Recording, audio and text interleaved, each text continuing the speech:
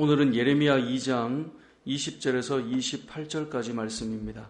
이제 예레미야 1장은 예레미야를 하나님께서 부르시고 하나님의 말씀을 전하라 라고 말씀하셨는데, 이 하나님 말씀 전하는 것이 예레미야의 입장에는 많이 두려웠던 것 같습니다. 그래서 하나님께서 두려워하지 말고 심판의 메시지를 전하라, 이것이 1장의 내용이었습니다. 2장의 내용은 그 말씀을 받게 될 이스라엘의 영적 상태가 어떤가를 보여주고 있습니다.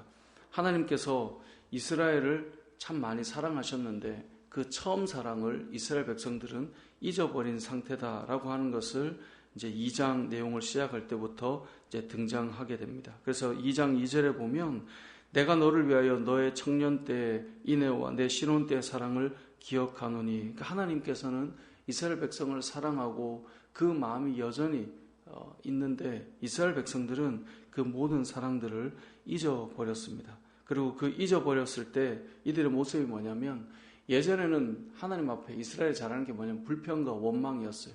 하나님 어디 계시냐?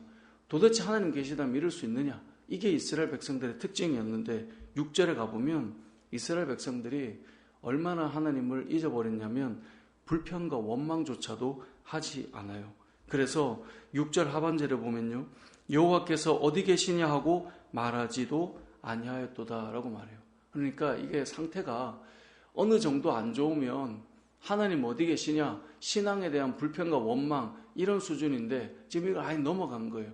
하나님이 어디 계시냐라고 말하지도 않는 영적인 상태가 이스라엘 백성들의 상태예요. 뿐만 아니라 그들은 이방신을 섬겨요.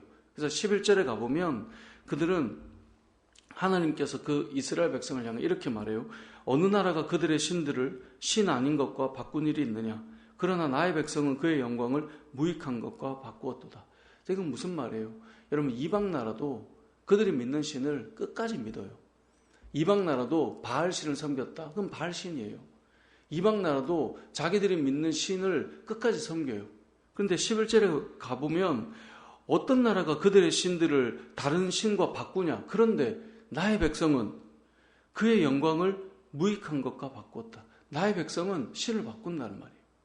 그러니까 우리가 오늘 읽었던 말씀의 마무리가 28절이 무엇입니까? 28절에 가보면 하나님께서 이렇게 말씀하세요. 유다여, 너의 신들이 너의 성읍수와 같도다. 그러니까 하나님의 백성들이 하나님을 섬기고 살아야 되는데 다른 것과 바꾸어 놓고 살아가는데, 하나님 말씀은 이거예요. 이방 나라도 한번 보라는 거예요. 이방 나라도 보면 그들이 믿는 신을 섬기고 살아가는데 어떻게 너희들은 이럴 수 있느냐? 이방 나라도 안 그런다. 여러분, 이것이 이스라엘의 영적 상태입니다. 그리고 우리가 읽은 20절 말씀에 보면 그들이 영적으로 얼마나 많이 음행하고 다른 신들을 섬기는가. 심지어 그들은 입술로 나는 하나님 앞에 순종하지 않을 거야 라고 선언하고 선포하며 나아가는 모습이 이스라엘의 영적 상태입니다. 그래서 21절 오늘 우리가 읽었죠. 하나님께서는 귀한 포도나무를 심었는데 이방 포도나무에 악한 가지로 바뀌어져 있는 것이 지금 이스라엘의 영적인 상태다라고 말하고 있습니다. 근데 이들이 바뀌었으면 이게 문제구나를 깨달아야 돌아오잖아요. 근데 그걸 깨닫지 못해요. 그래서 23절에 보면 너가 어찌 말하기를 나는 더럽혀지지 아니하였다, 바알들의 뒤를 따르지 아니하였다 하겠느냐. 그러니까 이들이 잘못되었으면 그것을 고백해야 돌아오는데 그걸 전혀 인지하지 못하는 거예요.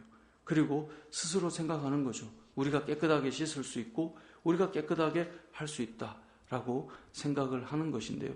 그게 이루어질 수 없는 것이죠. 하나님께서 말씀하세요. 이들이 22절에 잿물로 씻고 비누를 써도 너의 죄악이 내 앞에서 깨끗하게 되지 않는다. 그들 나름대로 의로운 뭔가를 행한다고 해서 되는 게 아닌 상태가 되어 있는 거예요. 이스라엘의 영적 상태를 또 하나 표현하고 있는데요. 여기 24절에 보면 들나귀가 발전기가 되어서 성욕이 일어나서요, 헐떡거리는 것과 같이 이들이 자기의 정욕과 죄악을 향한 그 마음을 주체할 수 없는 모습으로 표현하고 있어요. 하나님께서 아무리 말씀하셔도 저들이 좋은 것을 향해 그냥 막 달려가고 있는 거예요. 이들의 상태가, 지금 이스라엘의 상태가 이렇다라고 말씀하고 있습니다. 그리고 심지어 27절에 가보면 그들이 나무를 향하여 너는 나의 아버지다, 돌을 향하여 너는 나를 낳았다. 너가 나의 어머니다. 그렇게 말하고 있는 거예요. 저들이 만든 나무와 저들이 만든 돌 조각상을 그 앞에 두고 그것이 나의 아버지고 그것이 나의 어머니라고 그렇게 지금 말하고 있다는 거예요. 그래서 하나님께서 말씀하시는 것입니다. 그래, 알았다. 그러면 이제부터는 너가 아버지라 부르고 너가 어머니라 부르는 그 신들을 향해서 환난을 당할 때 우리를 구원하소서 한번 해봐라. 그 27절의 말씀입니다. 27절에 보면 그들이 환난을 당할 때에는 이러기를 일어나 우리를 구원하소서 하리라. 그래, 한번 해봐라. 이제 하나님께서 심판의 메시지를 전하고 있는 것입니다. 이 땅을 살아가는 우리의 삶도 오늘 이스라엘의 영적 상태일 수 있습니다. 우리가 조금 안 좋을 때는요, 불평하고 원망하는데요, 이게 더 안 좋으면 아예 찾지도 구하지도 부르지도 않아요. 그냥 하나님과 무관한 상태가 되어버립니다. 그것이 이스라엘의 상태입니다. 세상 사람도 자기들이 믿는 것이 있으면 그거 하나로 초질간 가는데 믿는 자라고 하면서 여기저기 기웃하며 살아가는 것이 우리의 모습일 수도 있다는 거죠. 이것이 이스라엘의 영적 상태일 뿐만 아니라 우리의 영적 상태일 수 있고 발전기를 만난 그 들판의 나귀들처럼 자신의 육체의 정욕을 향해 하나님께서 말씀을 주셔도 브레이크가 없는 거예요. 그냥 쾌락을 향해 달려가는 모습이 우리의 모습일 수 있다라고 하는 것을 오늘 본문이 우리에게 보여주고 있는데요. 하나님께서 마지막에 던지는 말씀이 그것입니다. 그렇다면 그것에 의지하여서 너가 한번 환난을 당할 때 구해봐라. 그러면 어떻게 되는지 한번 보자. 여러분, 우리도 마찬가지 아닐까요? 우리가 의지하는 세상에서 말하는 가치, 이게 너를 도와줄 거야. 그래? 그거 한번 의지해봐라. 이게 너를 붙들어 줄 거야. 그래? 그거 한번 붙들어 봐라. 하나님께서 말씀하시는 거죠. 그것이 사실 너무나 두려운 말씀이죠. 오늘 본문의 이스라엘의 영적 상태를 볼 때 우리는 어떠한가? 우리 자신을 한번 살펴보면 좋겠고요. 내가 의지하는 세상에서 말하는 그 가치들이 정말 도움이 된다고 그래 나 없이 그거 붙들고 한번 가봐라.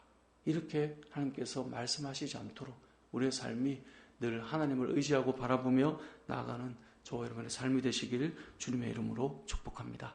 아멘.